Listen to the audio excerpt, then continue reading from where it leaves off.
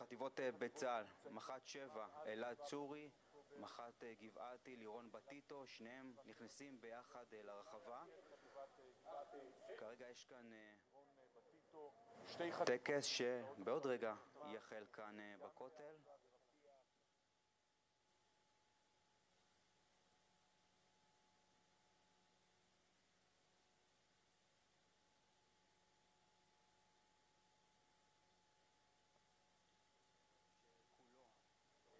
כל אזרח במדינת ישראל מתאחד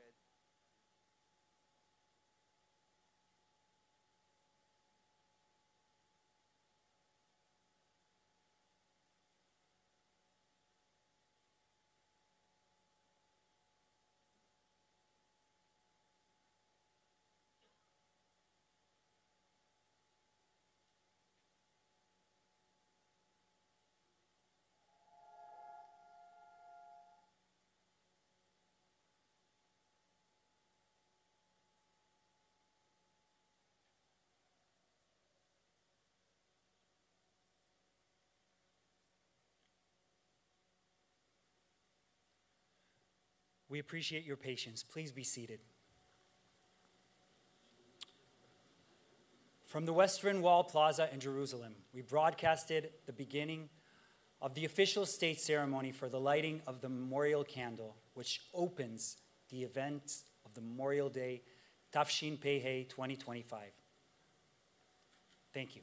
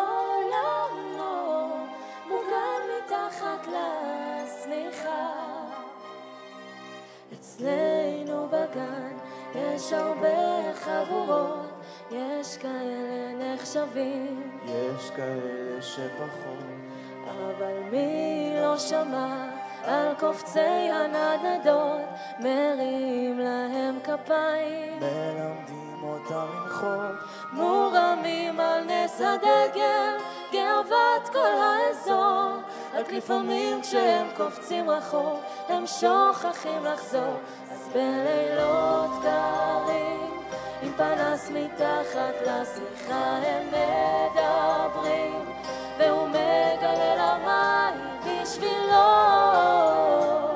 כל עולמו מוגן מתחת לשמיכה. אצלנו בגן נפרדים בשמחה, כי היום לא ארוך ונפגשים שוב מחר, חוץ מאלה שפתאום לא חוזרים יותר לגן, אמרו לי שהם רק עברו דירה מעבר לענן, אז בלילות קרים עם פנס מתחת לשמיכה הם מדברים, והוא מגלה למים בשבילו, היא בוכה כשהוא מציע לה להיות כל עולמו בערב שלפני המלחמה. אצלנו בגדוד יש המון ילדים, את חלקם אני אוהב, את חלקם אני לא אכיר.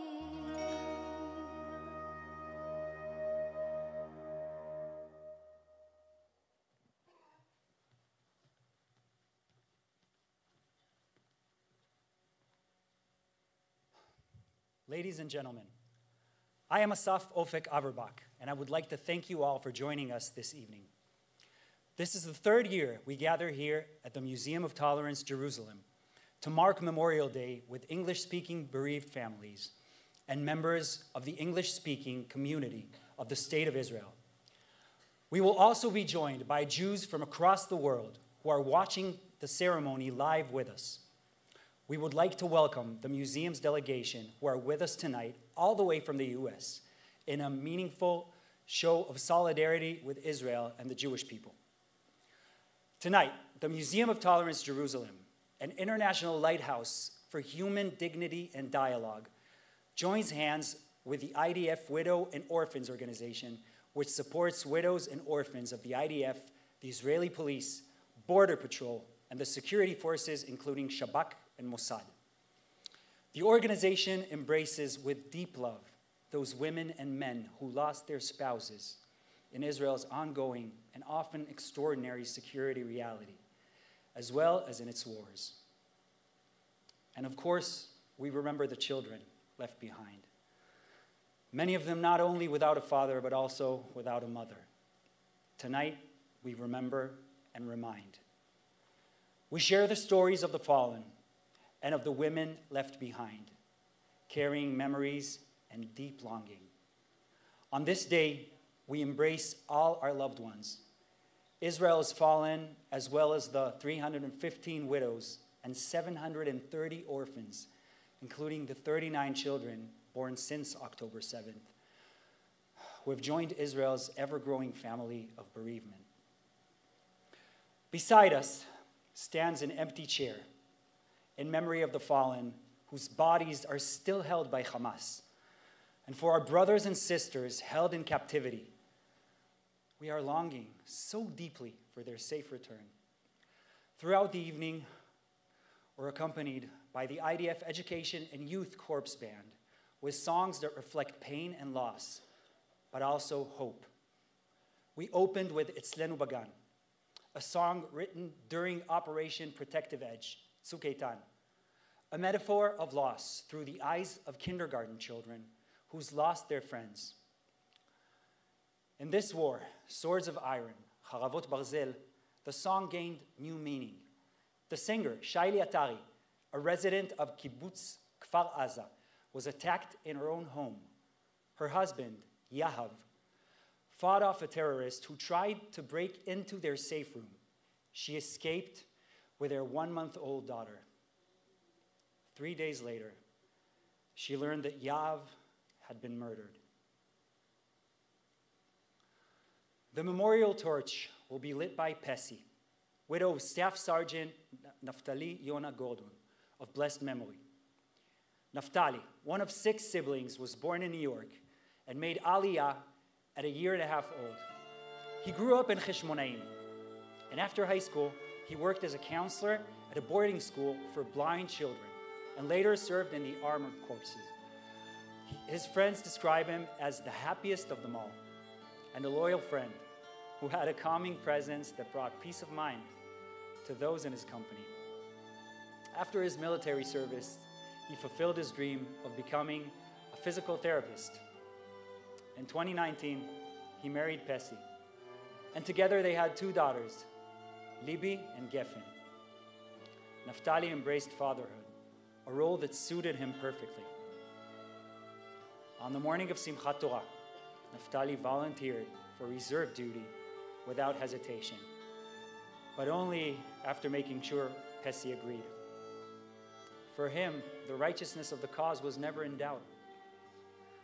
Naftali fell in battle in Sajaiya on the 24th of Kislev, Tafshin Pei Daled, December 7th, 2023. He was 32 years old. He is buried in Mount Herzl. Pesi's sister, Malka Roth, was murdered in the Sbarro restaurant bombing in Jerusalem in 2001.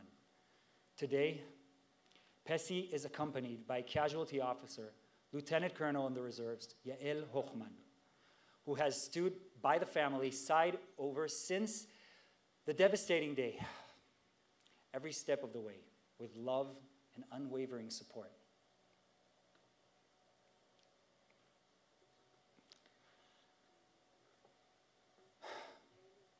Kaddish will be recited by Itai, the youngest of 4 children of Lieutenant Colonel in the Reserves, Yochai Gur Hirschberg, of blessed memory.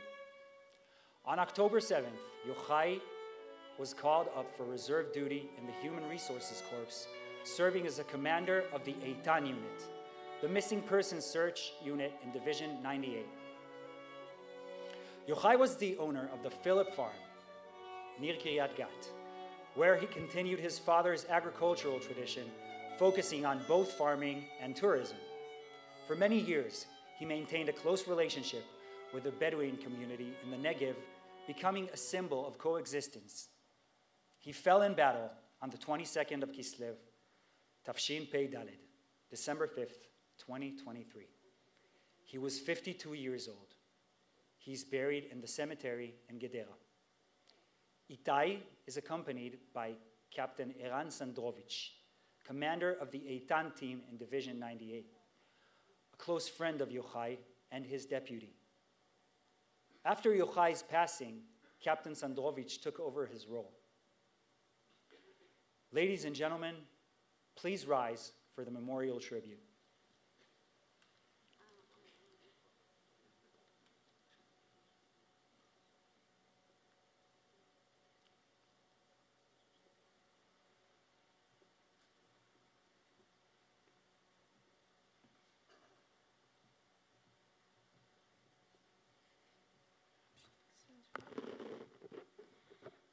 יתגדל ויתקדש שמי רבה, בעלמא דיר ברא חירותה, והמליך מלאכותה, ויצמח פורקנה, ויקרב משיחה, בחייכון ובימכון, ובחיי דכל בית ישראל, בעגלה ובזמן קריב, ואמרו אמן.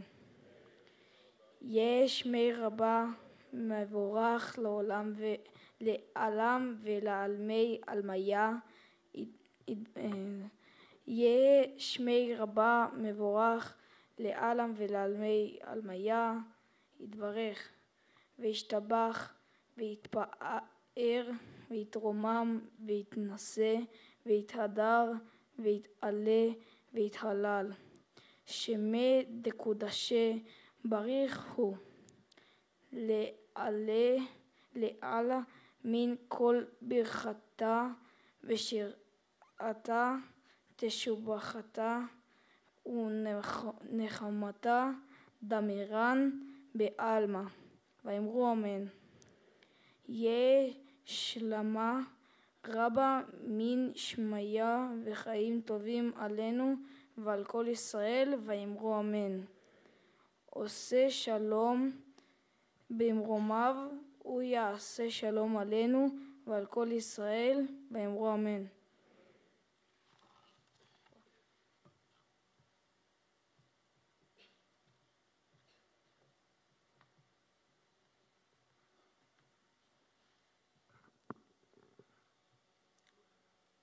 The prayer of El Maleh Rachamim will be recited by the reserve military cantor, Asaf Nagil, a military cantor in reserve duty, father of 2 soldiers, a younger son yet to enlist, and a daughter who served as a combat soldier in an elite unit. Asaf currently serves as a cantor in Miami Beach, Florida.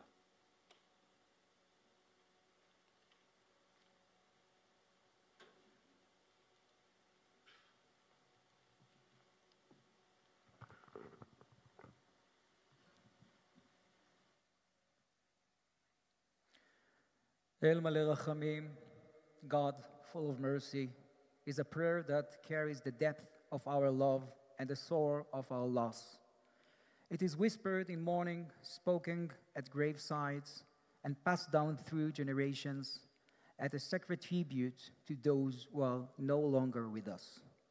More than just words, this prayer is a cry from the soul, a plea for God to embrace the departed in eternal peace, to lift them gently into a realm of light, serenity, and compassion. It envisioned their souls soaring beneath the wings of angels, never alone, never forgotten. El male rachamim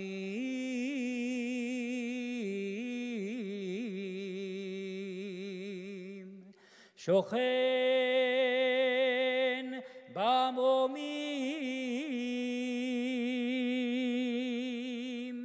המצא מנוחה נכונה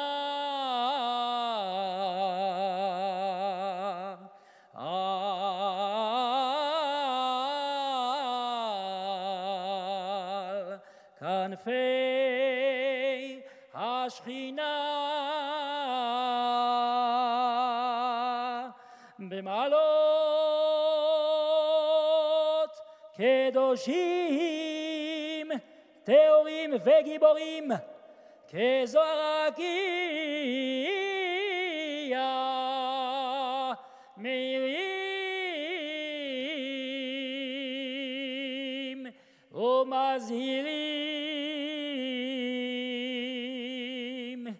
לנשמות חללי מערכות ישראל שנפלו במלחמות ישראל בפעולות הגנה, תגמול וביטחון בעת מילוי תפקידם ובעת שירותם ושחרפו נפשם למות על קדושת השם ובעזרת אלוהי מערכות ישראל הביאו לתקומת האומה והמדינה ולגאולת הארץ ועיר האלוהים בעבור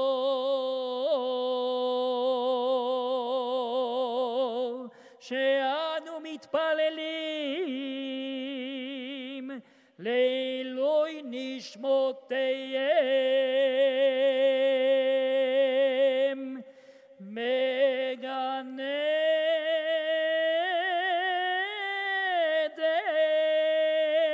עדן תהא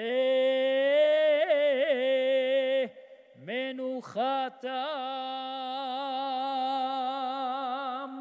לכן בעל הרחמים יסתירם בסתר כנפיו לעולמים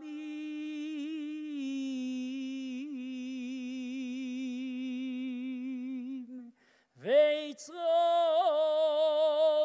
בצרור החיים את נשמותיהם אדוני הוא נחלתם וינוחו בשלום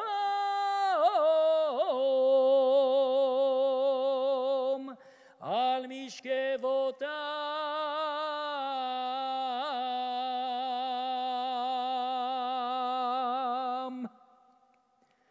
ויעמדו לגורלם לקץ הימין ונאמר אמן.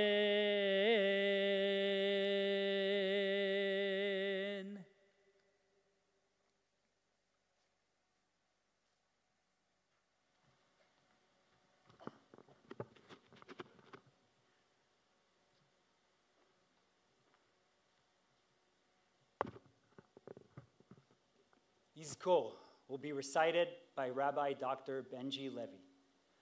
Rabbi Dr. Benji Levy is the co-founder and CEO of Share Mainstreaming Holistic, Soulful, and International Jewish Living.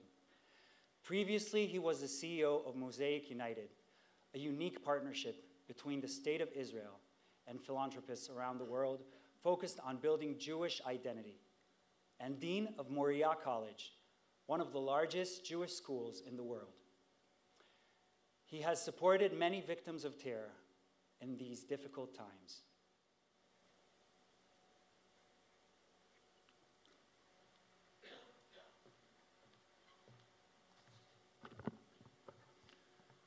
These words to remember the children and the parents, the women and the men, which I'm about to say, is not just a declaration.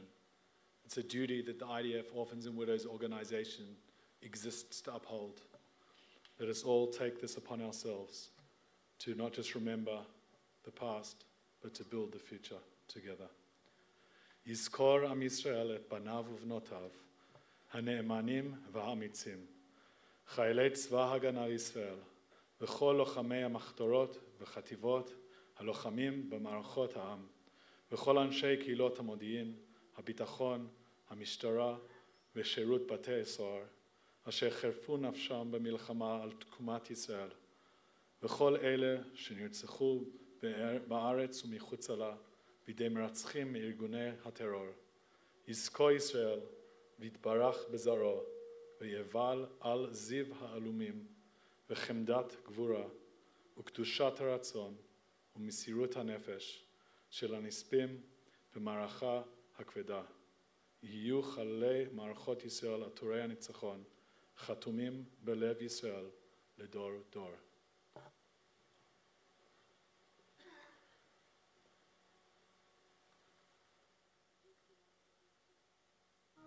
I never imagined life without you. I never imagined sitting on the floor and telling my kids that their dad was killed in war. I never imagined you would leave me this soon. I never imagined my daughters would grow up fatherless from such a young age. I never imagined how many Jewish people from all around the world would come and help. I never imagined that we would only have 1 year together, but that year would strengthen me so much. I never imagined a relationship with a loved one could continue after their death. And I never imagined the courage and the inspiration that it would bring to us all.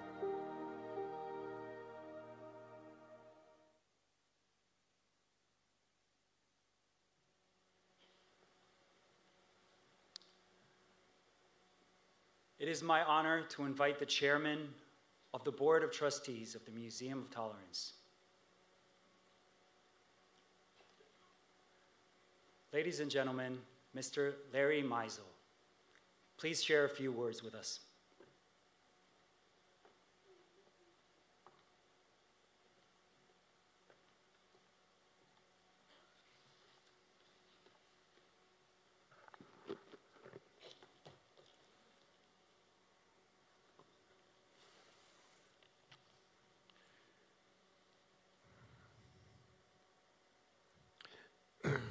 Good evening. It is a profound honor to welcome you to the Museum of Tolerance, Jerusalem. We're deeply grateful to stand in the presence of the IDF soldiers and their families, IDF WO President Mr. Yossi Cohen, Chairwoman Tommy Sheila, Museum of Tolerance Jerusalem Co-Chair Rabbi Marvin Hier, and our Special Managing Director, Jonathan Riss. Tonight's ceremony is held entirely in English, was created for the English-speaking community so that you too can fully take part in this national moment of reflection, a time to mourn, to remember, to honor. Since September 7th, more than 600 IDF soldiers have given their lives. Thousands more have been wounded, families shattered, futures cut short, and yet, even in the shadow of such loss, hope endures. This evening, we shine a light on the story of the lone soldiers, young men and women who left behind everything to stand with the people of Israel. Their courage reminds us the Jewish people are one family, no matter where we live. This moment is shared not only by those here, but by the communities watching around the world. In this darkness, our unity matters more than ever. Though I may live in Denver, my heart and much of my philanthropic work is firmly rooted here. When one thinks of museums, the mind often conjures images of spaces that preserve the past. But the Museum of Tolerance Jerusalem is rooted in the present and deeply committed to shaping a more hopeful future. The museum stands as a lighthouse of human dignity, a space for healing, dialogue, and understanding. Its soaring ceilings and architectural bathed in natural light reflect its core values: openness and transparency, and the illuminating power of truth. It is the ideal setting for the critical and courageous conversations our society so desperately needs. Our social lab uses cutting-edge technology to challenge bias and help visitors see themselves in the other.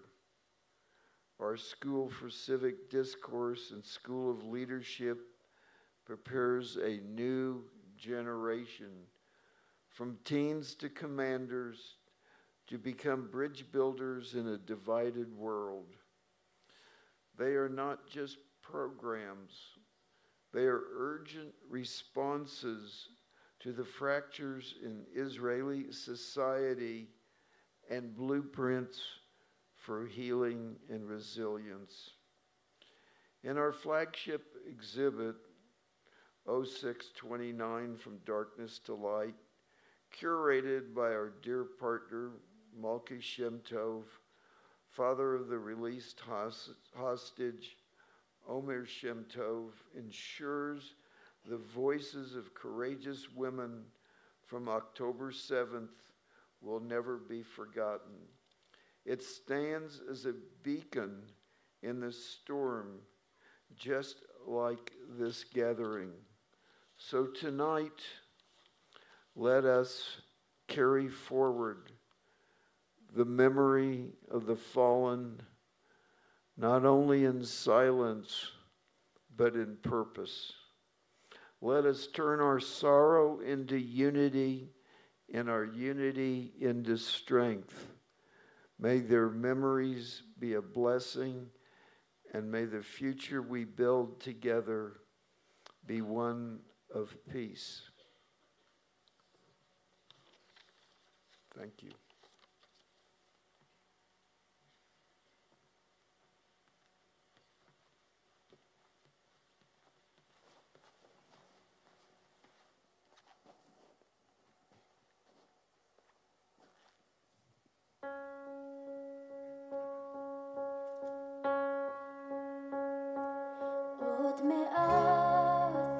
עוד מעט יעוף הנשר, עוד מעט 2000 רגל מהקשר, וכמעט הוא מגיע אליך. כמעט המבול מתחיל לרדת, רק עוד קצת עד שלא נוכל לשקט, וכמעט הוא נוגע גם בנו כמו זכר נשכח, והריח שלו אני כמעט כבר בטוח, אני כמעט כבר לא.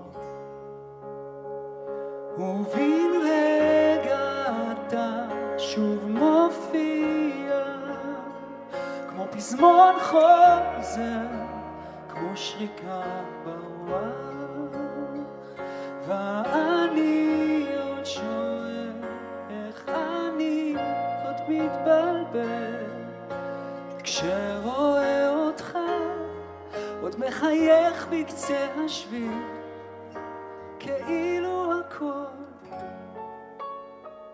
כרגיל.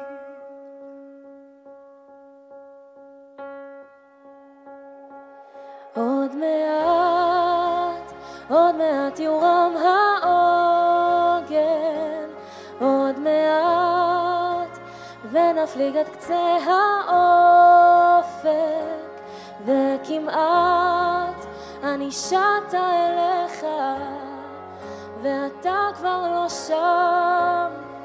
הכחול מתערפל והלב מתקפל ולרגע אחד אתה קרוב,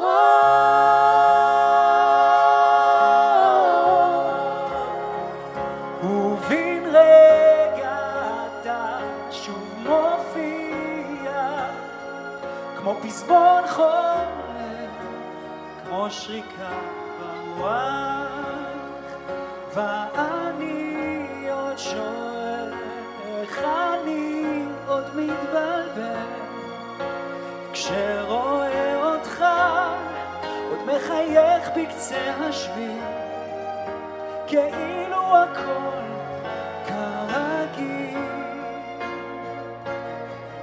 ובמעוף הציפור הפכת לרוח, היית לאל בחום ובקור, אתה יכול עכשיו כבר לנוח, ואני עוד עומד ולנצח אזכור.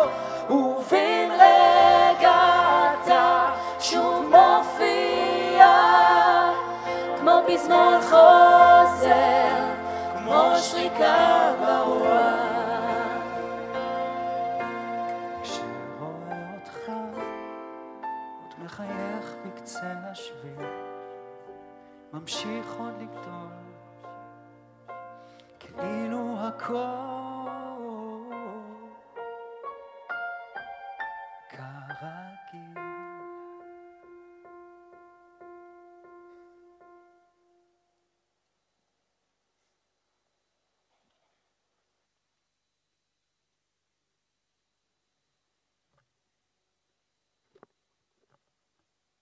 I would like to thank the IDF Education and Youth Corps Band for joining me to sing my song, Kimat. And now, ladies and gentlemen, it is my honor to invite Mr. Yossi Cohen, former head of the Mossad and president of IDF Widows and Orphans Organization's International Friends Association, to address us with his remarks.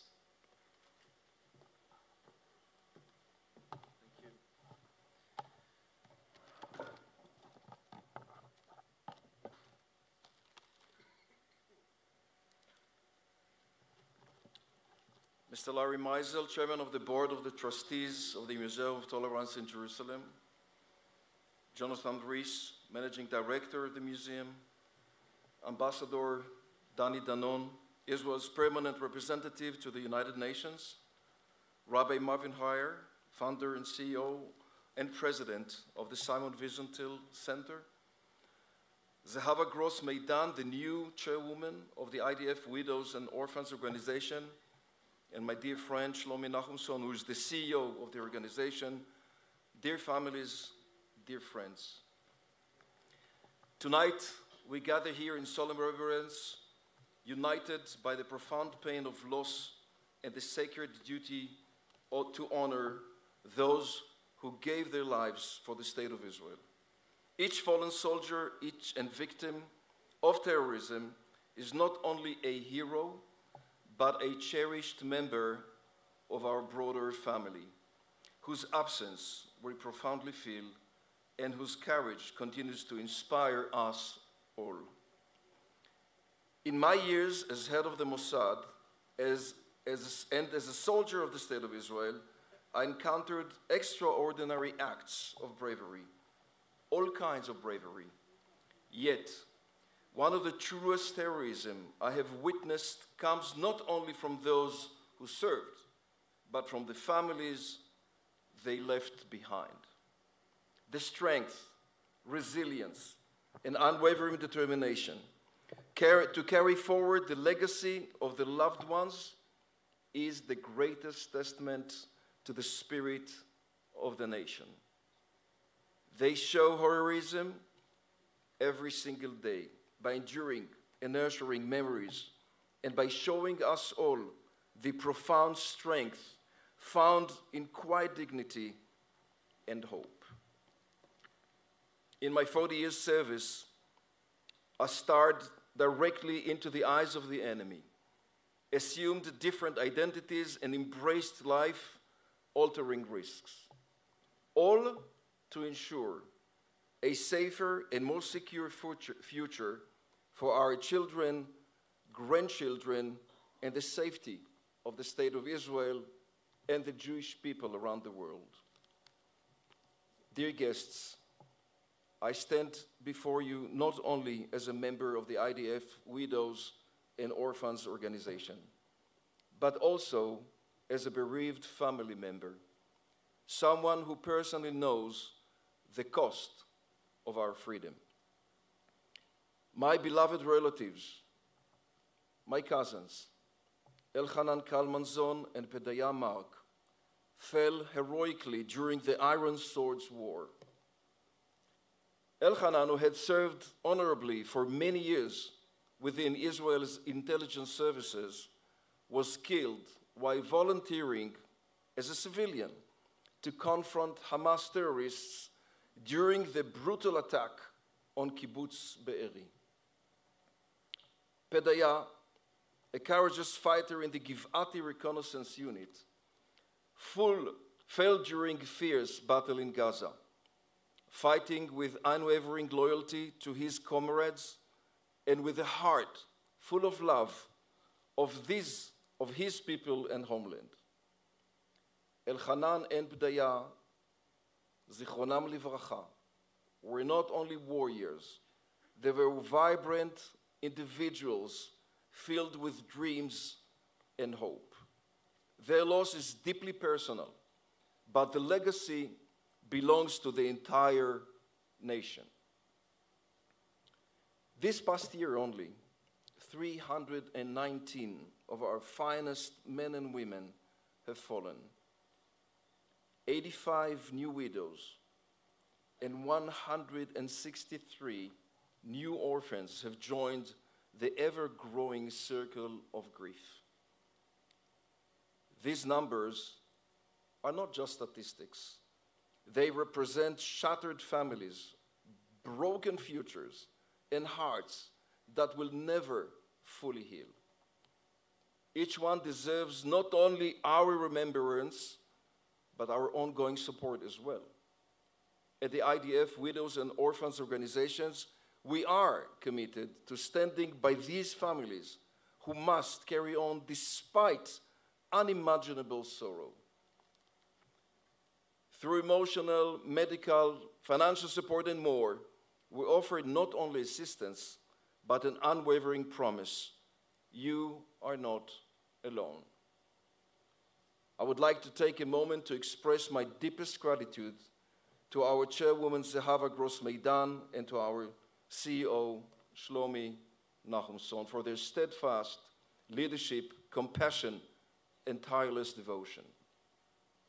Their dedication ensures that the memory of our fallen is honored not only in words, but through meaningful action every single day. Tonight, as we stand together in silence, I hear the voices of Elchanan and Pedaya, my cousins, and of so many others, urging on and on, telling us to live lives worthy of their sacrifice, to transform grief into strength, to build a future of responsibility, unity that we need, and of course, hope.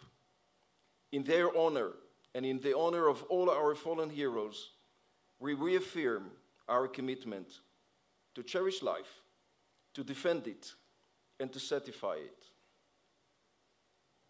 Yet, and especially when we gather here in Remembrance Day, we must not forget that the threats to the State of Israel have not ceased.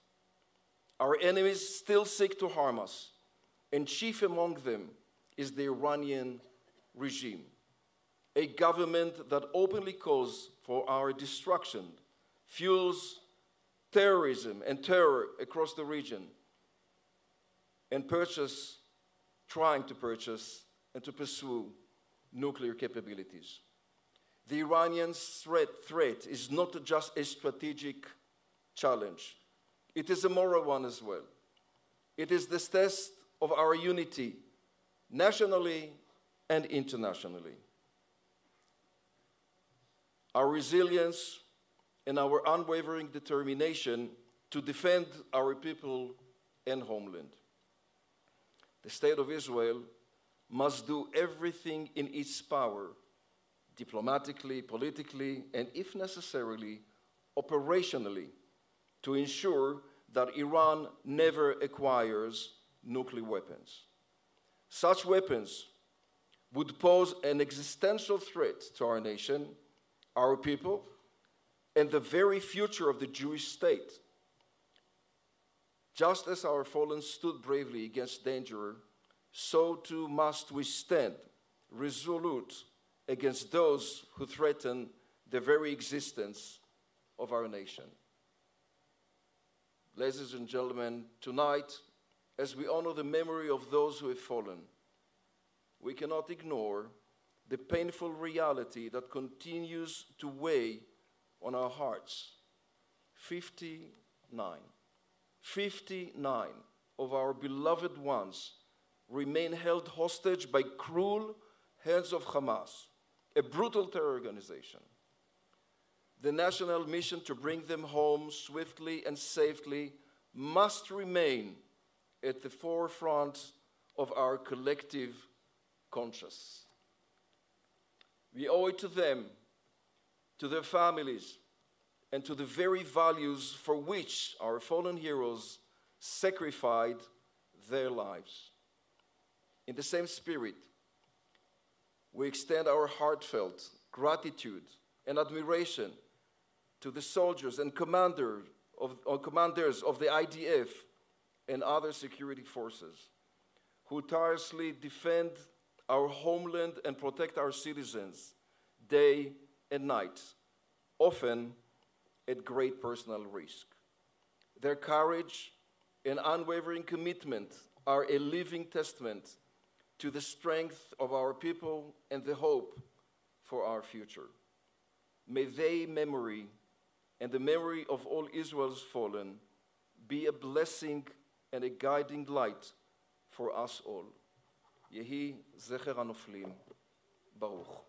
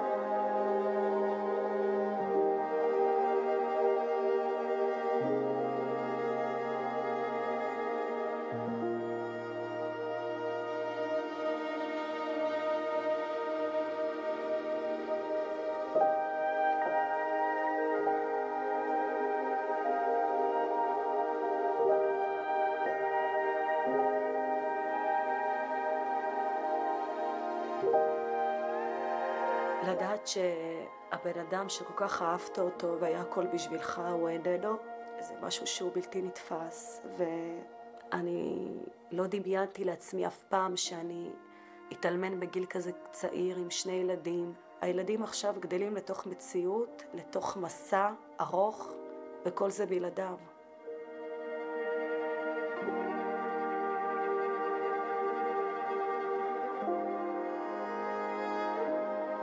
הייתי קוראת לחיבוקים שלו חיבוק דוב. אז זה מה שחסר לי, חיבוק פשוט. מבאס אותי. כל מה שקרה. כי זה לא מגיע לו.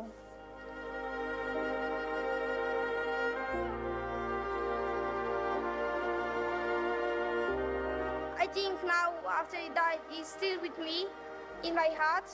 All the experiences I feel, he sees this, and he's doing it with me. כל החיים קרסו בשנייה. התחילו חיים חדשים לגמרי, שצריך ללמוד לחיות אותם.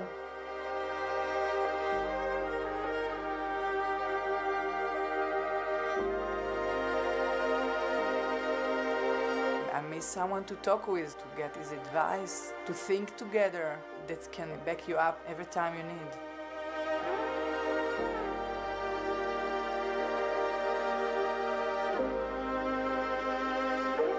אני חושבת עליו כל הזמן, ושהוא כל הזמן איתי ושהוא שומר עליי.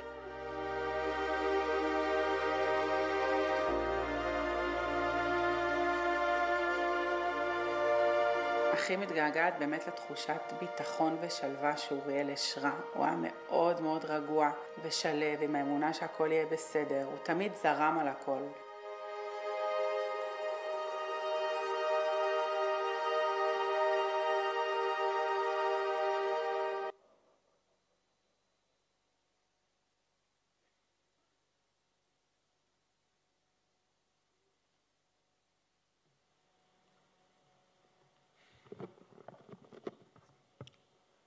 I would now like to invite 2 remarkable women to join me. Women who carry on their shoulders the pain and loss of Israel's wars. Dafna Russo, please join me here. Accompanying Dafna is Casualty Officer Lieutenant Colonel in the Reserves Dalia Sabag, who has been serving non-stop since October 7th, embracing Dafna and her family with unwavering support. Dafna lost her beloved husband, Uri, in the horrific massacre at Kibbutz Kfar Aza on October 7th. On that same day, her nephew, Neta Epstein, also a resident of Kfar Aza, was murdered. With us here are Uri's parents, Pnina and Yossi Russo, his brothers and his daughters, Maya, Alona, and Yeela. Dafna, we will speak in just a moment.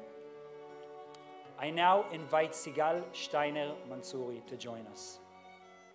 Sigal lost her 2 precious daughters, Norel, age 25, and Roya, age 22, who were murdered at the Nova Festival. Norel's fiancé, Amit Cohen, was also murdered that day. At 7:39 a.m. that morning, all contact with the girls was lost. The family launched a desperate search across hospitals in the south and center, even setting up a situation room, trying anything they could to find them. They were forced to face 2 unbearable possibilities. 1, that they had been kidnapped by Hamas, or 2, that they had been murdered. The devastating news arrived, one message after another. Sigal is accompanied here today by Ms. Alice Debby, Director of Rehabilitation at the National Insurance Institute in Kfar Saba.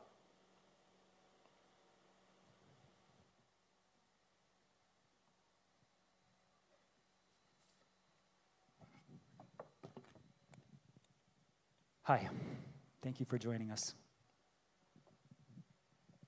Thank you for joining us. October 7th, that terrible day. Where were you when it all began? Dafna. our home. We live on Kfar Aza. I was born and raised on Kfar Aza. And we were woken up by terrible sounds of Tzeva Adom and shooting, some Arabic. And that's when it all began. What happened next? Uri and me joined the girls in the safe room in our house. Uri stayed with us for maybe 2 minutes. He serves in the combat unit on the kibbutz. 2 minutes later, we hear the door close, and the girls ask me, "Is Dad gone?" And I said, "No, Dad doesn't go without saying goodbye."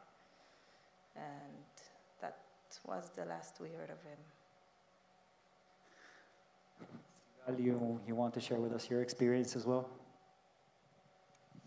I don't want to, but here I am. Imagine. So the night before, it was Friday night,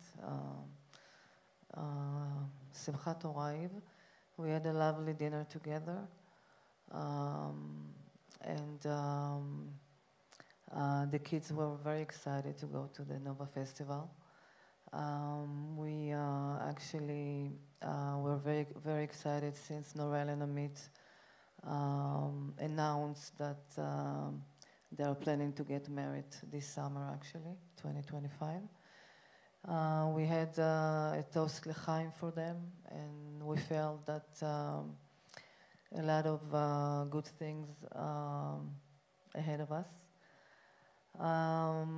They left to the festival very excited, accompanied by my nephew Gal.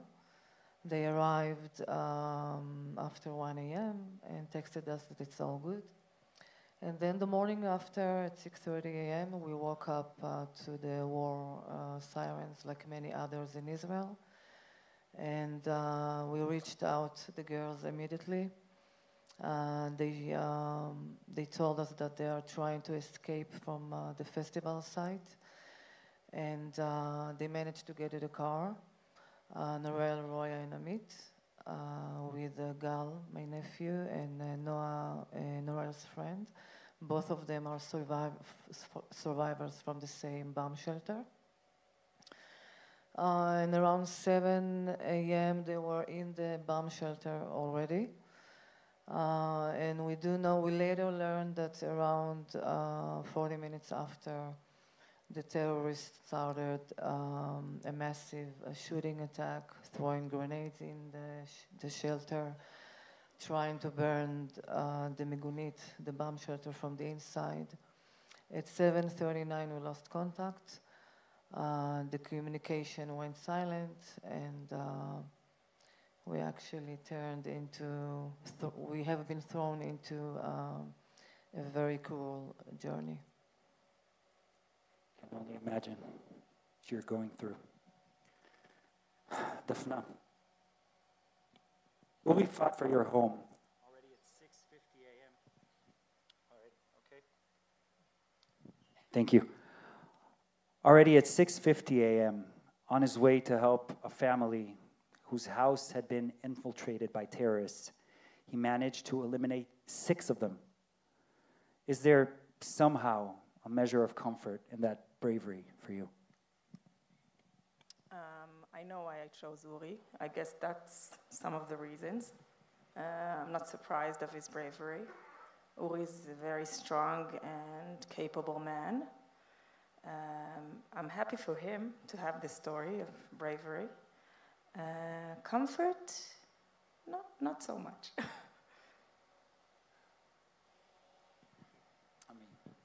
Thank you for sharing the microphone as well.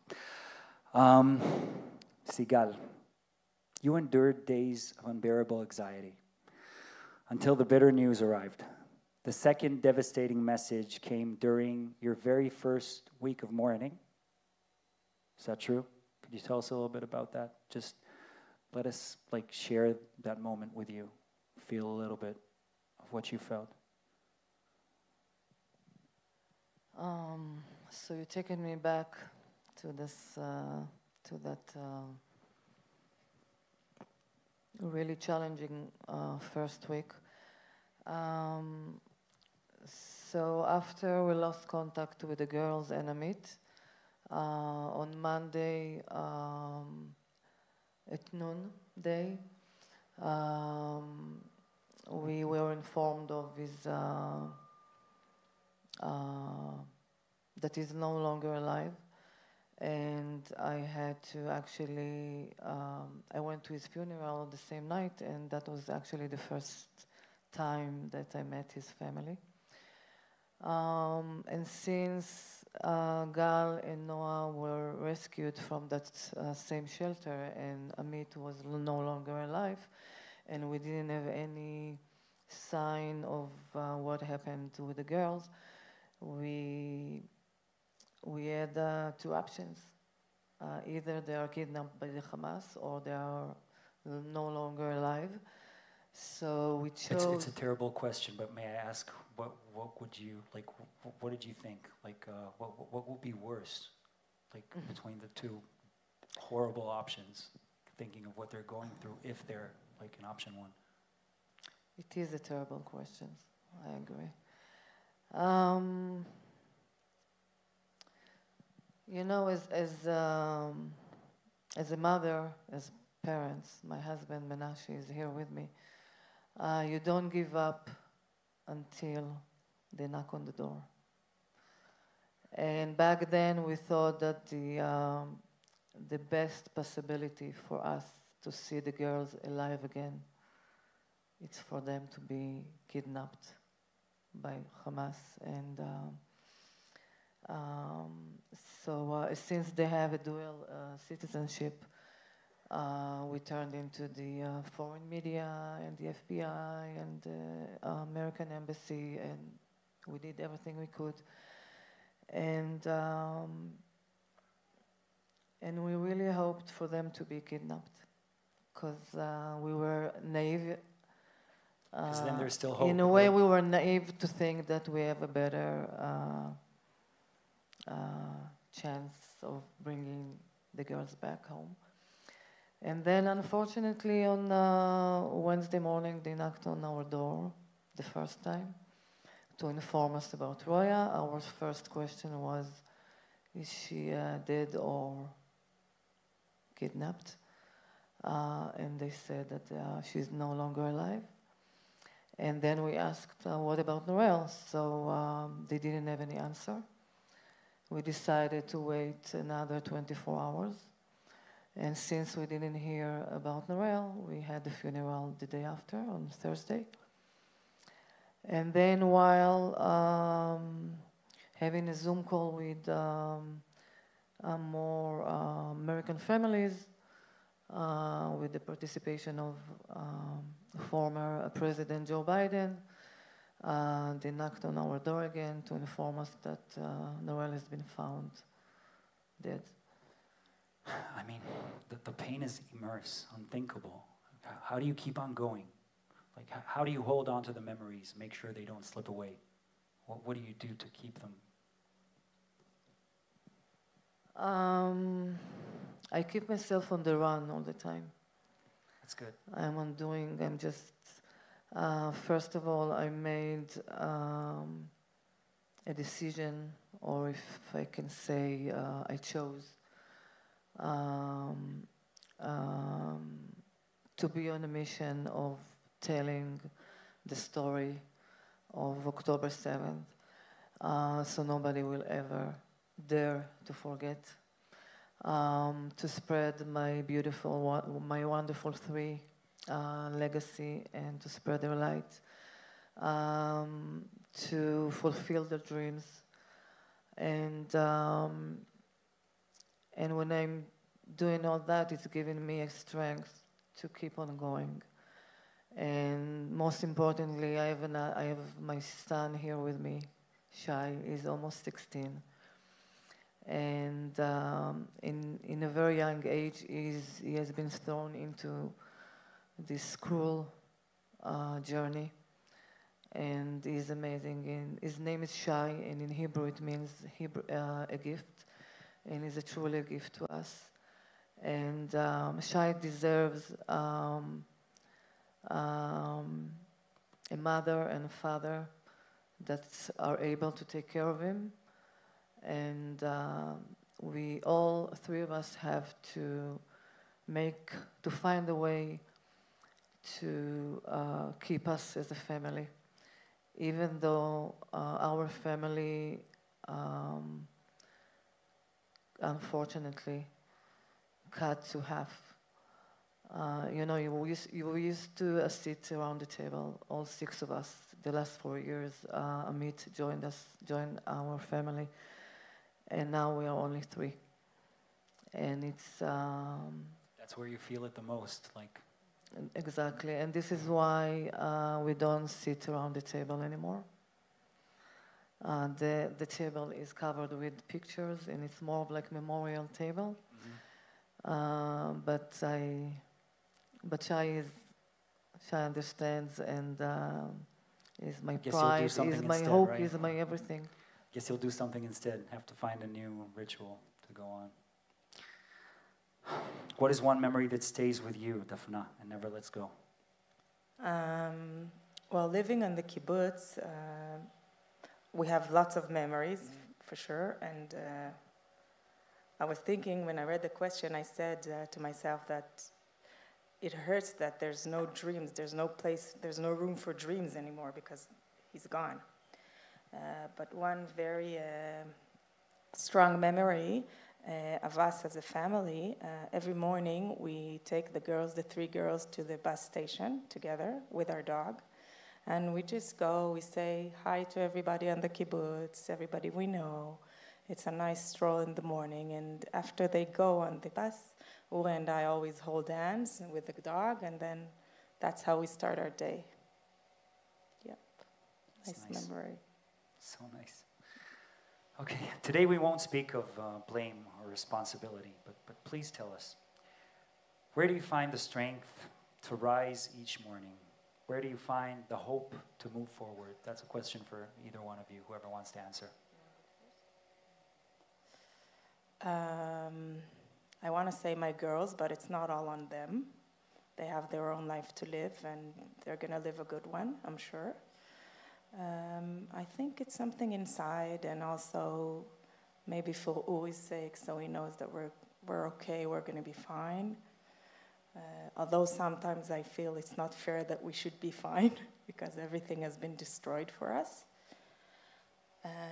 So I guess some days are better, some days are worse, and we just do the best that we can.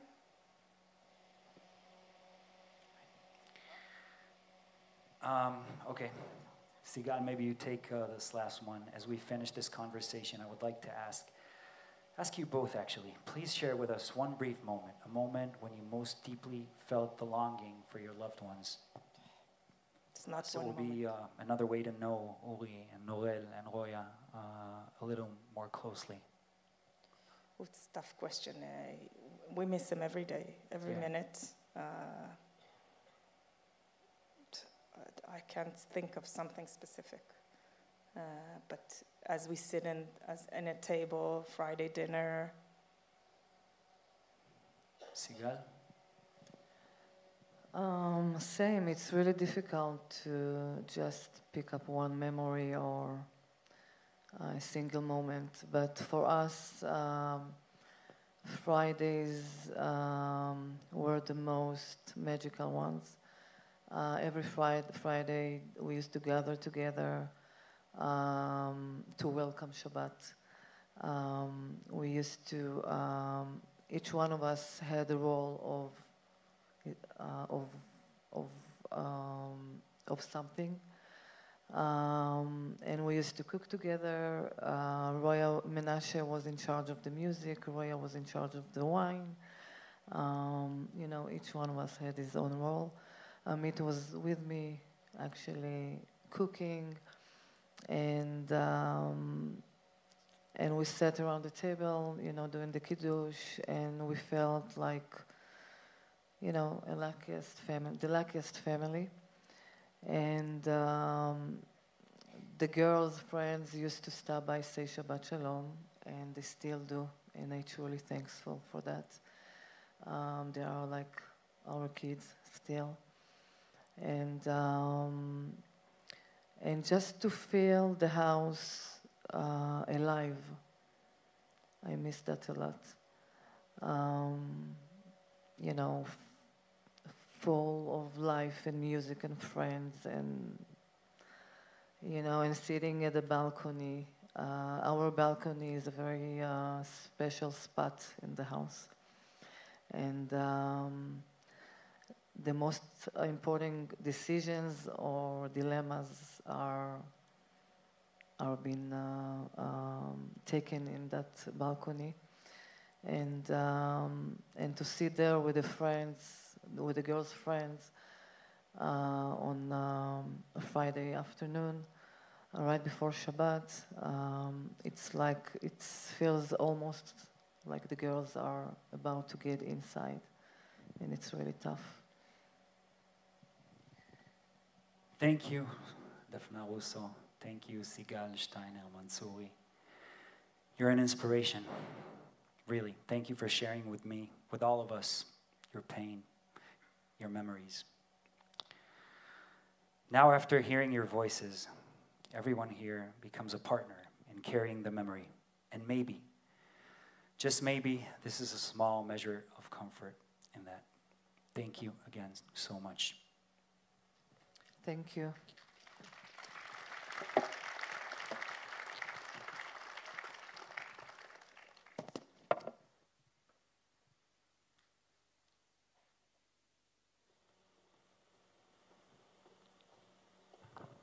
Ladies and gentlemen, I'm honored to invite now Israel's permanent representative to the United Nations, Mr. Danny Danon.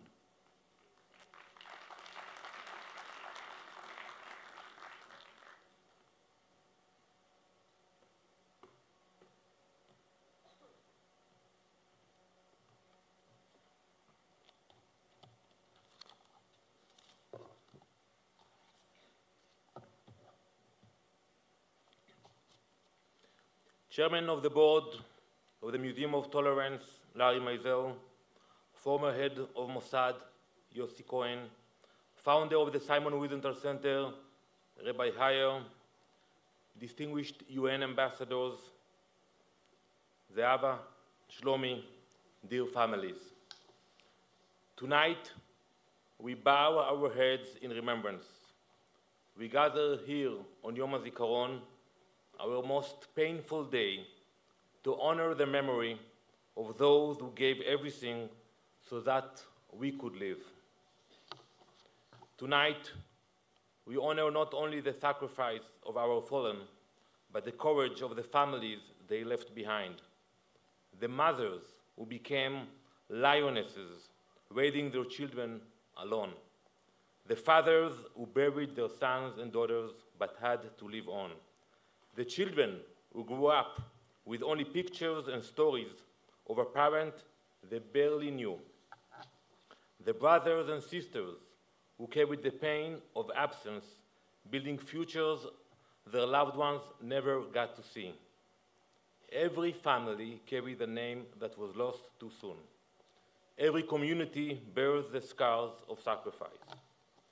Tonight, we remember the more than 25,000 men, women, and children who have fallen defending our nation and in terror attacks.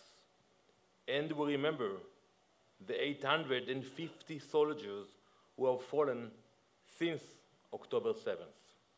Heroes who stood against the darkest evil of our generation.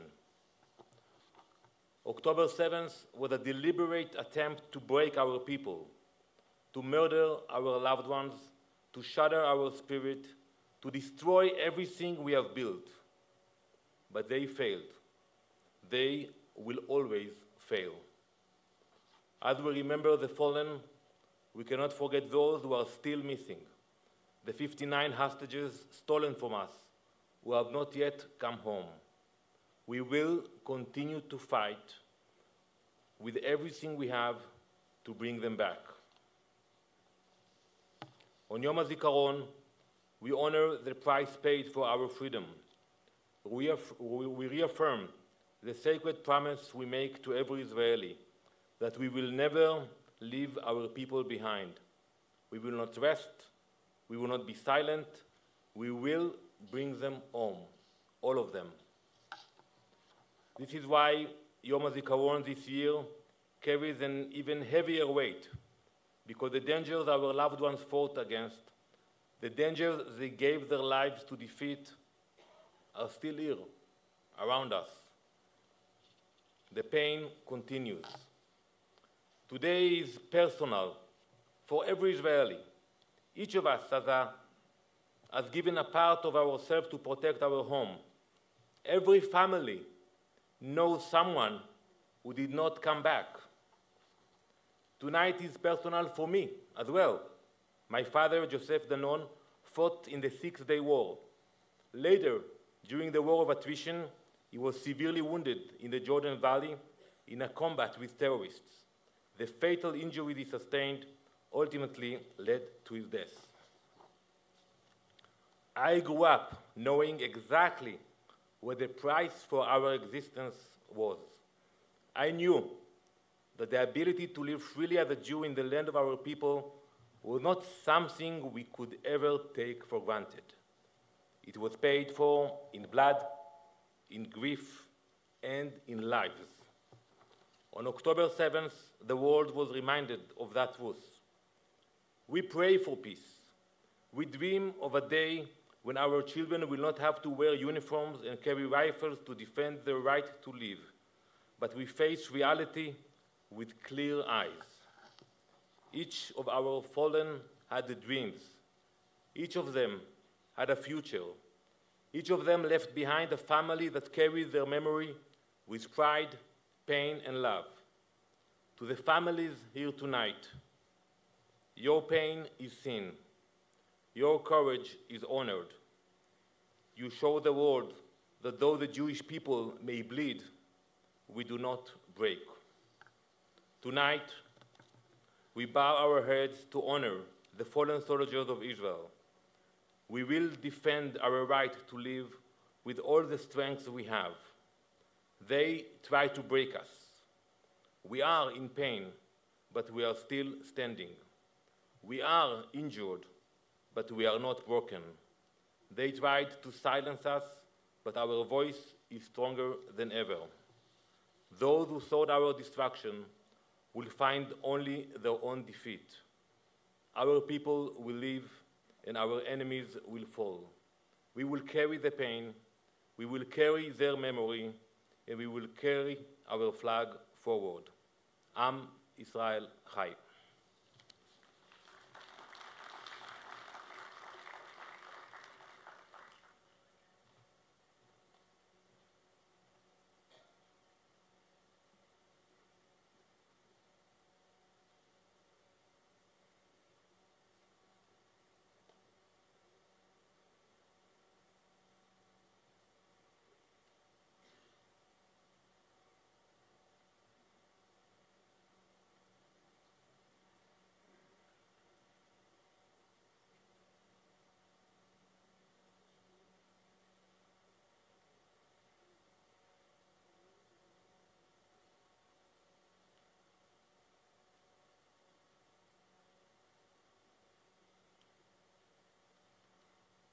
In the wake of the devastating events of October 7, 2023, the IDF Widows and Orphans Organization launched the Letzidech program, an urgent and compassionate response to support 39 young women who were widowed while pregnant in the Sword of Iron War. Through this initiative, the IDFWO provided emotional support, financial aid, and hands-on guidance to help these women navigate pregnancy and childbirth in the shadow of profound loss. We now invite you to watch a moving video featuring 4 of these courageous women and meet their newborn babies, children who will grow up without their fathers, learning about them only through stories and photographs.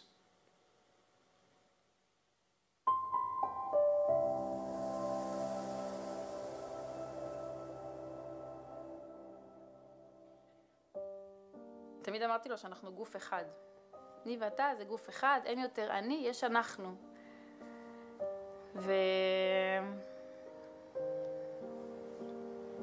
ועכשיו אני חצי.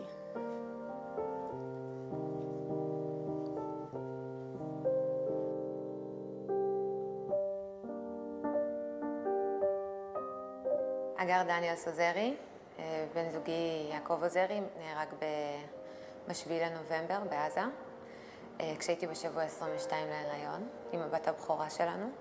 הוא לא הספיק להכיר אותה? בועטת. היי, בועטת בך. כן, מעצבן אותה. מיתר, אשתו של ידידיה אליהו, נהרג בקרב בעזה בי"ט חשוון, השאיר אותי עם 2 בנות, ובהיריון פורת אביה נולד 4 חודשים אחרי שהוא נהרג. גל רביב גליה, בעלי איתי גליה נהרג בזמן שירות מילואים בצפון, והשאיר אותי בהיריון מתקדם עם 2 ילדים קטנים. שוש, אבי בעלי נפל ב7 באוקטובר, השאיר אותי עם תינוקת בת 0.5 שנה, רומיו, ובהיריון. כאב מאוד גדול, ועם אבל שמלווה אותנו כל יום, אבל כן, אנחנו חיים. מה עושים? מאיפה מתחילים? ואם תלך אל המדים אז רק תחזור, ואת הזמן אין לעצור את זה בנו. הריון זה הדבר הכי מרגש שיש, והריון כמו שאני עברתי, הריון בתור אלמנה, זה הדבר הכי קשה שיש, ואני מאוד שמחה שהכרתי את ארגון אלמנות ויתומי צה"ל. אמרו לי כבר בשבעה שיש את המעטפת הזאת של תוכנית לצידך, ושיש מילדות שמצוותים לך ללידה. את לא לבד. את לא תלדי את הילד הזה לבד. פשוט היו איתי. הם פשוט עזרו לי גם לעבור תהליך של איך יולדים לבד, וטכנית אני לא ילדתי לבד, כי הייתי איתם. הם פשוט היו מדהימות ואור. כאילו ציוותו לי מילדות מדהימות ורגישות ומקצועיות. אני רוצה שהבת שלי תצא ותראה רק פנים של אנשים שאוהבים אותם וחיכו לה כל כך. אז הם פשוט זרמו עם הכל, והם היו באמת ברגישות כזאת.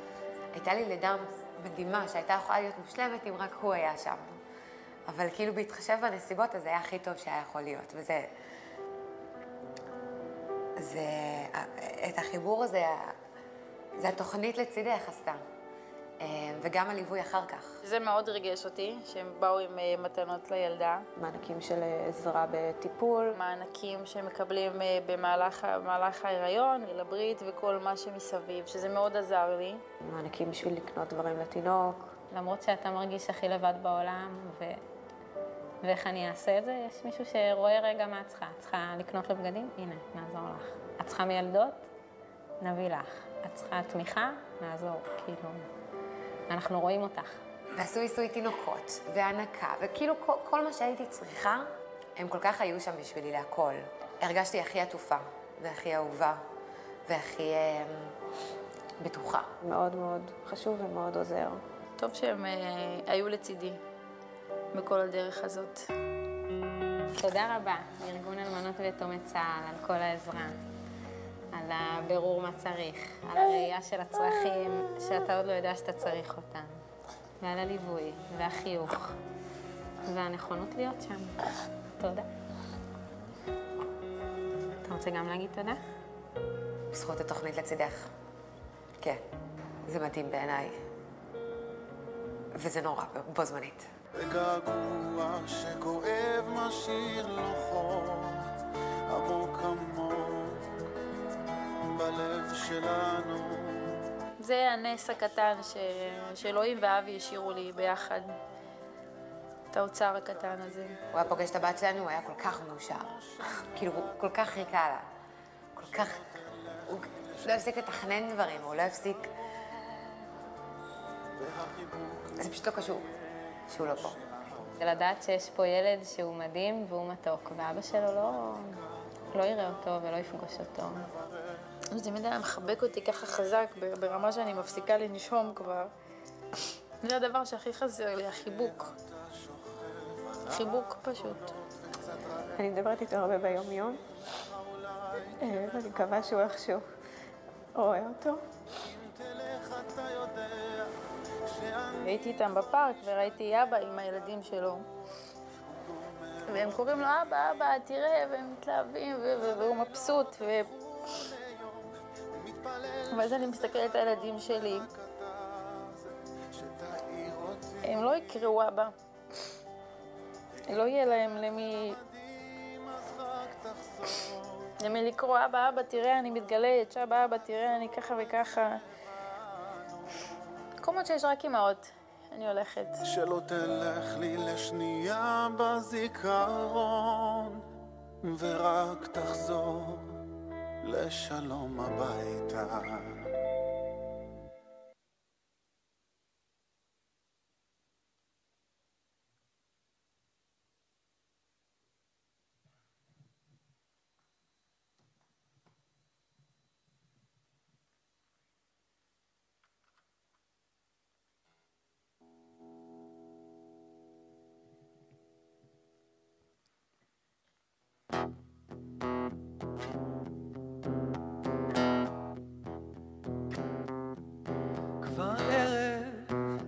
אופק אדום ויגע, אתה בוודאי לא יודע, אתה בוודאי לא שומע, שהערב ערב חג.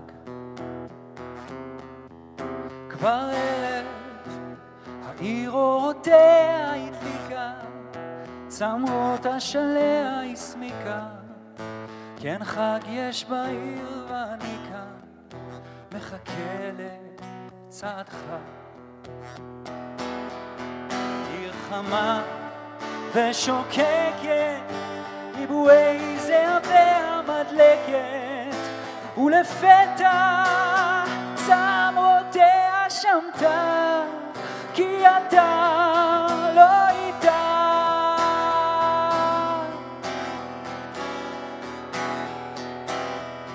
שוב ערב, סביב זיקוקים וירח, שתים על העיר ושמע, אולי רק אתה יודע מה קרה כאן ומתי.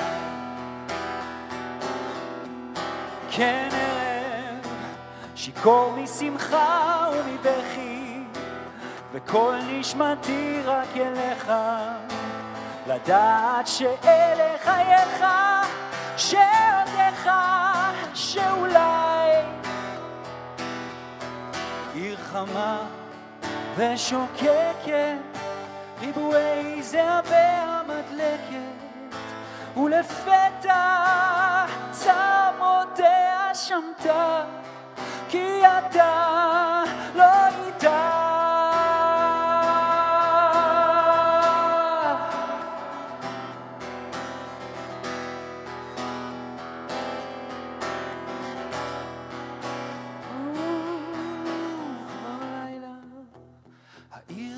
על בניה, בקרן ירח דומע, תלוי על קלונס מתנועע, נעם רוח רחש חול. כן לילה, השקט עגול ורוגע, שלם ועמוק ויודע את כל הדברים, כי עיניה שם העיר אומרות הכל.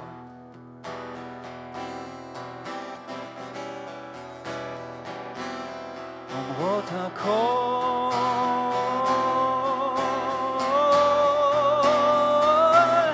אומרות הכל,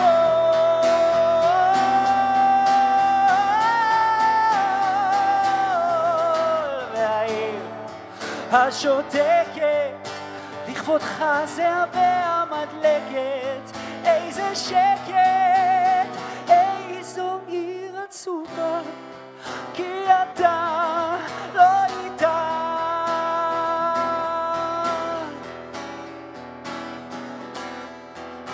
כבר ערב, האופק אדום ויגע, אתה בוודאי לא יודע, אתה בוודאי לא שומע, שהערב ערב חג.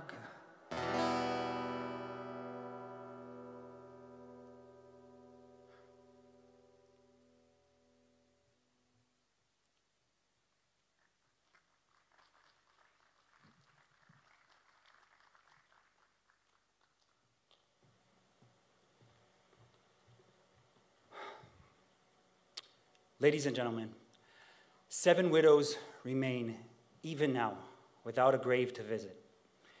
Their husbands were murdered on October 7th. Their bodies were abducted into Gaza, and they are still waiting to bring them to a proper Jewish burial. Before we close, just a few more words about a place of hope and strength, the IDF Widows and Orphans organization. The organization works relentlessly for widows and orphans who live among us, carrying invincible burdens every day. We will now hear from its CEO, Mr. Shlomi Nachumson, together with the organization's chairwoman, attorney Zehava Meidan Gross. Shlomi dedicates himself to the mission of helping families rebuild their lives. When the ceremonies end, when the speeches fade, and when life seems to move on, they stay. They remain with open arms and open hearts, walking alongside the widows and orphans as they face each day, helping them carry the heavy weight of loss and finding with them new ways to live and remember.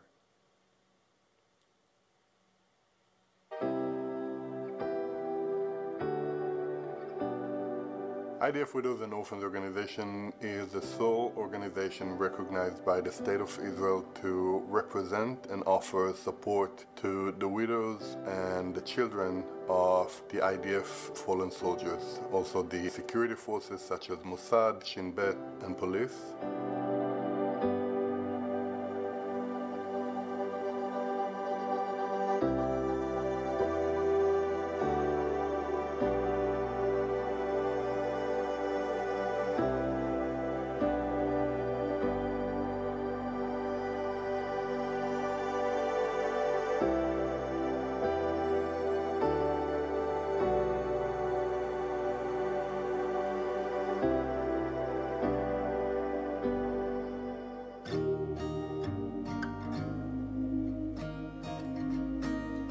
לא קל לגדול בתור יתום צה"ל. בסוף זה מקום שמחזיק אותי.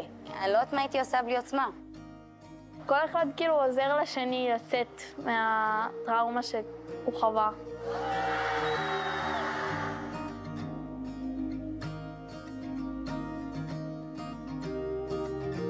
לצידך in Hebrew it's by your side, and this is exactly what it is. Everything you need to get the high quality of care. I got 3 midwives.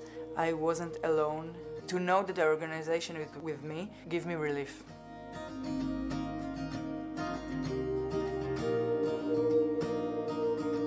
אתם צמחתם מתוך הקושי, למדתם לגדול מתוך הכאב, ואתם לכן לא רק מתבגרים, אתם גם מתגברים, וכל אחת ואחד מכם גיבור וגיבורה בזכות עצמם. ואני ממש, ממש גאה בכם. ארגון אלמנות ויתומי צה"ל נותן לי את התחושה שאני לא לבד. שיש מישהו פה שדואג, שמחבק, שמפנק, שמתעניין, שבא ואומר לך, אנחנו איתך בזה. זו תחושה שנותנת הרבה מאוד כוח.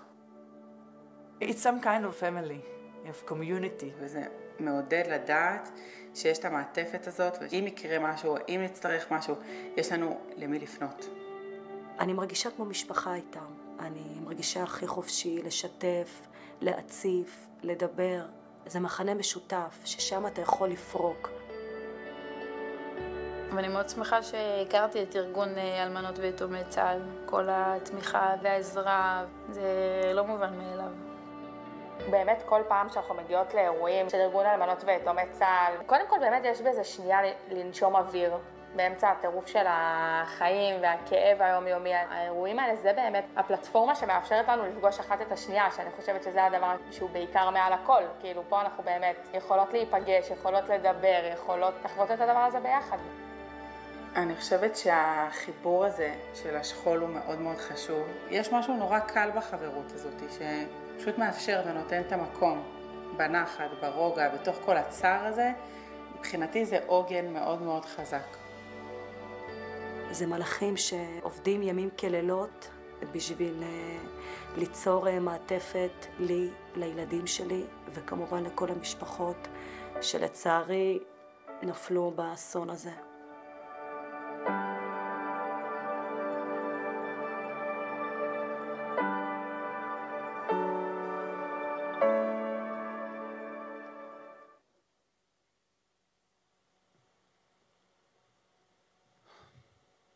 I'm honored to invite Rabbi Marvin Hier, founder, CEO, and president of the Simon Wiesenthal Center and co-chairman of the Museum of Tolerance Jerusalem, established by the center.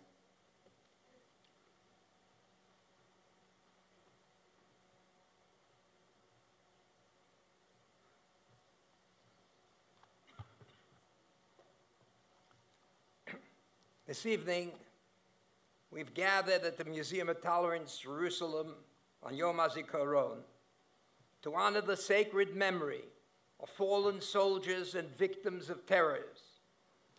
To the bereaved families and parents who are with us tonight, your pain is shared by the entire nation, by all of Klal Yisrael and the world. We are here not only to remember your sons and daughters, but to reaffirm what their lives stood for, the defense of Am Yisrael and the right of the Jewish people to live in peace and freedom in our land. In the face of such profound sacrifice, we often turn to the language of our tradition for meaning. Just recently, we celebrated Pesach, recounting the exodus from Mitzrayim, from Egypt, the birth of our people. And yet, as I'll reflect tonight, the Haggadah omits the name of the man who led that redemption. Moshe Rabbeinu's name is not in the Haggadah. Why is that central figure absent? The answer, I believe, speaks directly to this day, to the kind of courage, leadership, and partnership with the Ribono Shel Olam, with God, that our soldiers and those we mourn for tonight so powerfully embodied.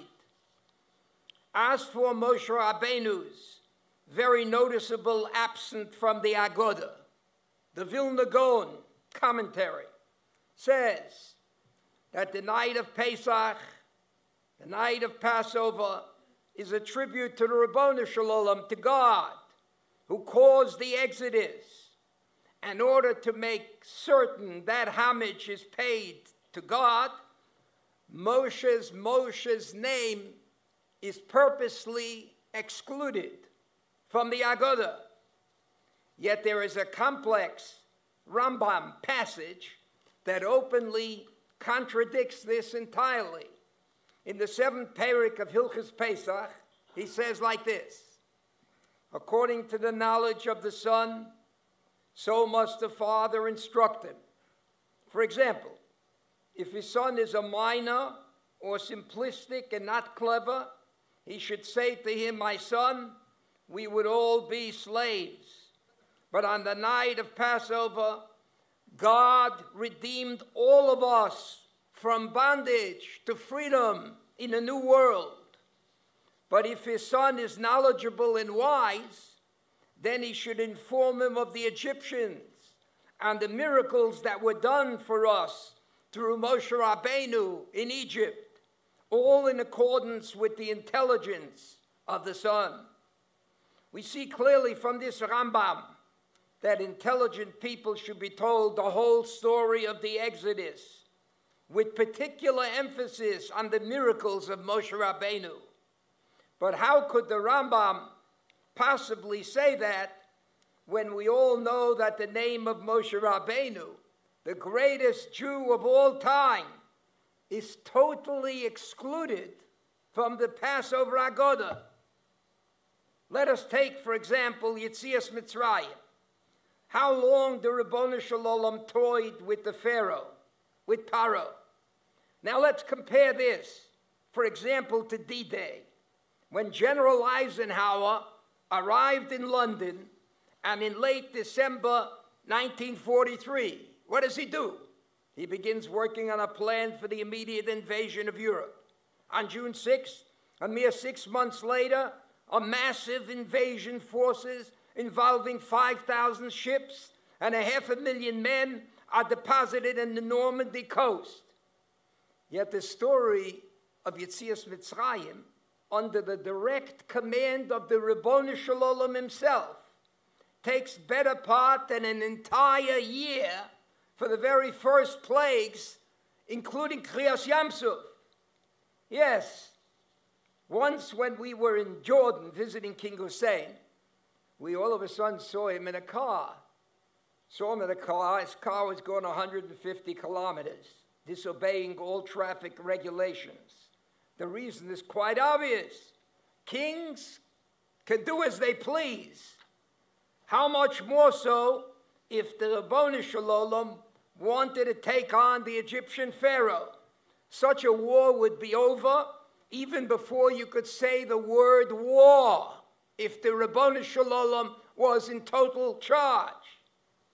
The answer is, our redemption story as described goes according to man's clock. HaChodesh Hazeh Lochem. And the reason for all of this is the Ribono Shel Olam's insistence. The Ribono Shel Olam says, I don't want to run this world alone. Therefore, he created man to be God's partner in order to govern the planet. That's why he appears to Moshe Rabbeinu in the burning bush in the first place. For lack of a better description, the burning bush episode was really a job interview where the Ribono Shel Olam calls out to Moshe, Moshe, and he hires Moshe Rabbeinu to be the chief operating officer, whose responsibility would be the daily operations of Knesset Yisrael. Yes, says the Ribono Shel Olam, you can still refer to me as the chairman of the board, but our relationship should not be the one in which I do all the work. You need to do the work here on the planet, not the Ribono Shel Olam. The Almighty wants real shutfim, partners, who are engaged in the total human agenda, from the economy to foreign affairs, who will pursue peace, and who will do everything to prevent wars. Shutfim, clever enough to repudiate the despots of the world, the terrorists of the world, Yemach Shemo v'zichram. Shutfim in the forefront of medicine and science. Who cures the sick today? The Ribono Shel Olam relies, rightfully so, on doctors, on people who are out there trying to help us. And how can we participate in helping educate the non-religious? How do we alleviate poverty? He wants people, the Ribono Shel Olam says to all of us, I don't live on earth. Ha-shamayim shamayim lashem. The heavens belong to the Ribono Shel Olam. The Oretz Nosan Livnei Adam. You're in charge here. The heavens are the domain of God, but the earth was given to man. Such partners never diminish the chairman's role. Such partners should complement the chairman's role every single time. And that is what the Rambam says in his commentary on Hilchos Pesach. When you retell the story of the Exodus to your son, he makes the following clarification. That if you are dealing with a child who has no maturity and who might find such a distinction too confusing, then keep it simple and straight with him. Tell him that the redemption of Egypt was caused entirely by the Ribono Shel Olam himself. But if your son possesses wisdom and some sophistication and maturity, let him in on the whole story, says the Rambam. Tell him the truth. Tell him that we are God's partners. Tell him about the central role played by Moshe Rabbeinu and the great miracles that Moshe Rabbeinu made possible in the whole episode of Yetzias Mitzrayim. You have to take the responsibility for what is happening on the world. L'sakin olam b'malchus Shaddai. You, we, the people of earth, we have to improve God's kingdom. The God of Israel does not seek limited partners. The Rabbeinu Shalom wants general partners who are with him Sunday, Monday, Tuesday, and the rest of the week. We are the Segula that must take the responsibility of helping Knesset Yisrael under the watchful eye of the Rabbeinu Shalom. Yes, the Torah is the central pillar that binds all Jews together, but their relationship with the world must be more than just praying, more than just learning in a kollel. It's not enough just to daven, not enough to learn a Yerushalmi or Bavli. Rather, it means that every Jew must be an activist 365 days a year to fulfill the Ribono Shel Olam's request. The Ribono Shel Olam told us all, Hashemayim, Shemayim Hashem, the heavens belong to God. V'ha'oretz nosan livnei adam, the earth belongs to you. The heavens belong to God. And as we close this evening of remembrance, we return to the same truth. Redemption does not happen through miracles alone. It happens when individuals answer the call, when they step forward, as Moshe Rabbeinu did, shoulder responsibility for all of Klal Yisrael. That's what Moshe Rabbeinu did. That is what our sons and daughters must do. They did not wait for history to unfold. They shaped it with bravery, with faith, and with the love of Am Yisrael. Every time you look at a Godel Ador, I'm an Orthodox Jew, I'm a rabbi, the Chafetz Chaim, Reb Chaim Moiser, Reb Chaim Brisker, the Hasidic Rebbes, they looked after their kehillah. To their parents and families here tonight, the memory of your children is not only sacred, it's enduring to every one of us. Their legacy is the freedom we all live on to get to today. May we all continue to be God's partners with the strength to carry the light forward. May their memory be a blessing, and we should all be zocher to be as Gold Tzedek and to Mechias Amalek and to all I say about it we have to do to Iran, change their name and make sure that their name becomes not Iran, but Iran, meaning they're out of the business of the community of nations. So it should be, in Mirz Hashem, with the Ribono Shel Olam's help, till be as Gold Tzedek, b'mheira v'yomeinu, amen.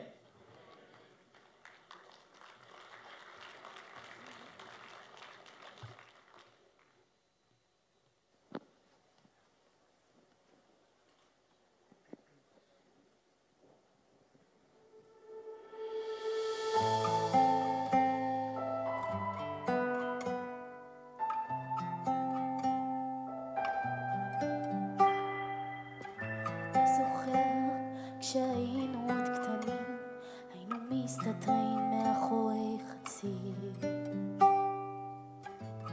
סלי עגבניות ורוח של אוקטובר שורקת באוויר.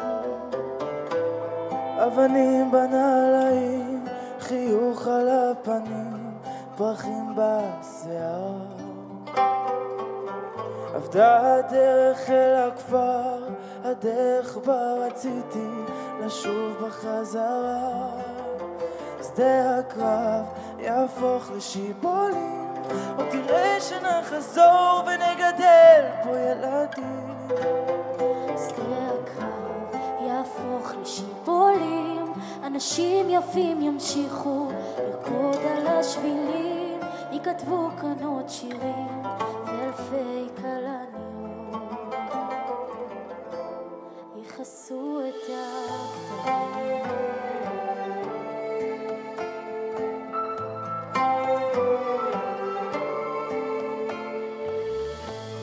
אתה זוכר כשהיינו כבר גדולים, היינו מסתדרים מאחורי הקיר. סלי אבק שריפה וריח של אוקטובר מצית את האוויר. אבק בנעליים, חיוך בלי פנים, פרחי שבת על השולחן. והדרך אל הכפר, הדרך בה ראיתי איך הכל נגמר. שדה הקרב יהפוך לשיבולים, עוד תראה שנחזור ונגדל בו ילדים. שדה הקרב יהפוך לשיבולים, אנשים יפים ימשיכו לרקוד על השבילים, יכתבו כאן עוד שירים ואלפי כלניות יכסו את הכתמים, יכסו את הכתמים.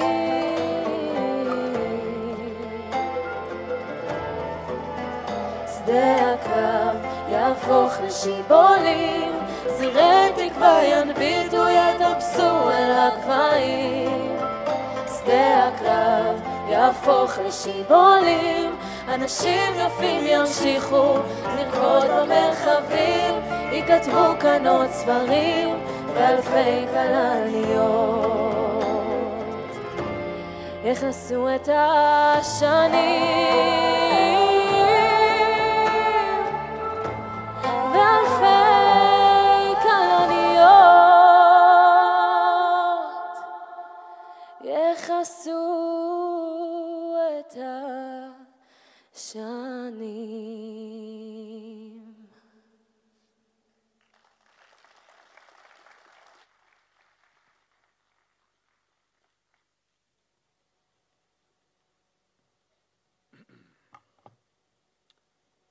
Memory is an enemy because it strikes and does not let go. And in this regard, one can never defeat it because it comes unexpectedly. It waits in the corner when we are unprepared, and it is like a sword that penetrates deep into the heart. But memory is also a friend who nonetheless comforts. In moments of grace, it brings back the husband, the father, the brother, home. It gives moments of life to the frozen pictures resting on the shelf or on the piano. It essentially says, yes, he is gone, but he is here, and here he will stay. He is dead, but every story he brings up says he lives. Yes, he lives a different life, but he lives within us. And it is more accurate to say none of them are dead. They are voids. They live within us in another reality. They left a huge void, and they, like stars that shine and fade, float in that endless space. And truly, they have no end. Memory has no end. And we are left amidst the storms of life to fight that memory does not fade, that it does not deceive or blur the great love. So yes, memory lives, and we will fight for it to remain alive. This is our mission. This is the mission our loved ones left us. Written by Iziman. And we will remember, ladies and gentlemen. Please rise to sing together Hatikva.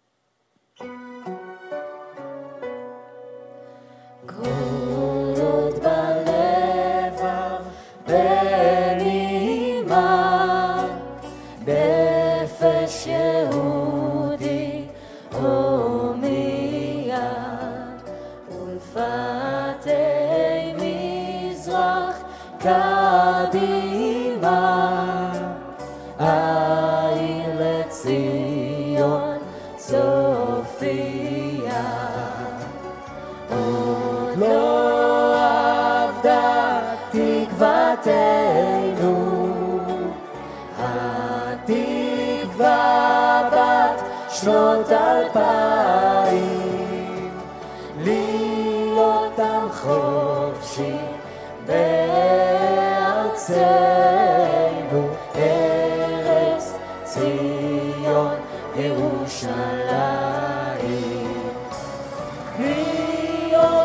חופשי בארצנו, ארץ ציון וירושלים.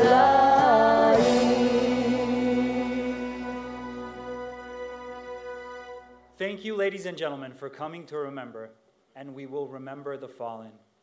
We all offer a prayer on this day, as we do every day, for the swift return of our kidnapped brothers, for the safe return of IDF soldiers to their homes, and for quiet days in which we will no longer add names to the walls of memory. Please drive home safe. Good night from Jerusalem.